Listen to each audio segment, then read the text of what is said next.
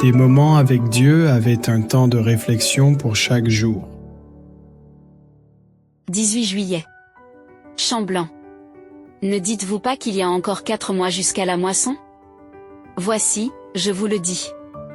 Levez les yeux, et regardez les champs qui déjà blanchissent pour la moisson. Jean 4, 35.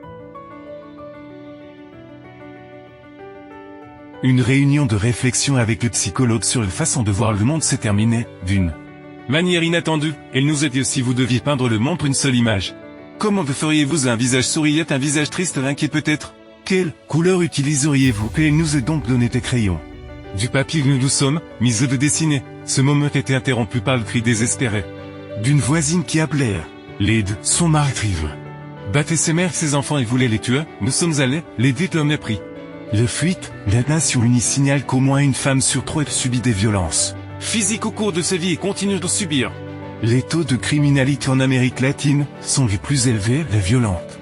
En particulier aux États-Unis, il y a des fusillades plus de la moitié des armes à feu détenues par des civils se trouvent dans ce pays. Le niveau de paix dans le monde est peint rouge, ce qui indique qu'il diminue.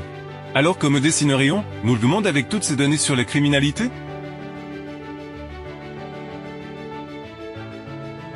Partout sur la planète, il y a de la douleur et du chagrin. Victimes de la guerre, du trafic de drogue, de l'alcool et des gouvernements corrompus eux-mêmes. Il y a des gens désespérés par la pauvreté et la maladie, qui ont faim et soif d'une vie meilleure. Là où il semble n'y avoir aucun espoir, ils veulent connaître Jésus, ils doivent être rejoints, car ils n'ont besoin de rien d'autre que de l'eau de la vie provenant de la source éternelle. Ils sont une moisson qu'il faut préparer pour la moisson finale. Ce sont des champs blancs, dit Jésus. Pour les habitants de Samarie, le plus idolâtré se mêle d'une certaine connaissance de Dieu que vivaient des jours méprisés par les nationalistes juifs.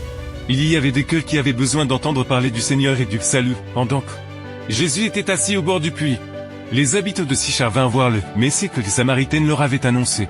Du côté de lui, ils harcelaient de questions. Et Jésus les leur a expliqué patiemment, quelques heures plus tard. Il dirait aux Samaritaines, nous croyons non seulement à cause de ce que tu nous as dit, mais aussi parce que nous l'avons entendu nous-mêmes. S'en tournent autour du peuple sans argumentation théologique ou philosophique. Il suffit de présenter Jésus aux gens et faire le connaître qu'ils connaîtront le Sauveur. Le Christ souligne le service sacré dû à Dieu par ceux qui reçoivent l'Évangile. Ils doivent être ses agents vivants. Il exige leur service individuel. Et que nous semions ou récoltions, nous travaillons pour Dieu. L'un répand la semence, l'autre recueille la moisson, mais le moissonneur et le récolteur reçoivent tous deux une récompense. Ils se réjouissent ensemble de la récompense de leur travail. Les habitants de Samar ont invité Jésus à visiter leur ville. Et le Seigneur est resté avec eux pendant 2 jours, quelque temps plus tard. Le grand jour de la Pentecôte, des milliers de personnes sont sorties pour être baptisées. Chaque endroit où ils ont besoin de Dieu est un champ blanc prêt à être travaillé, famille.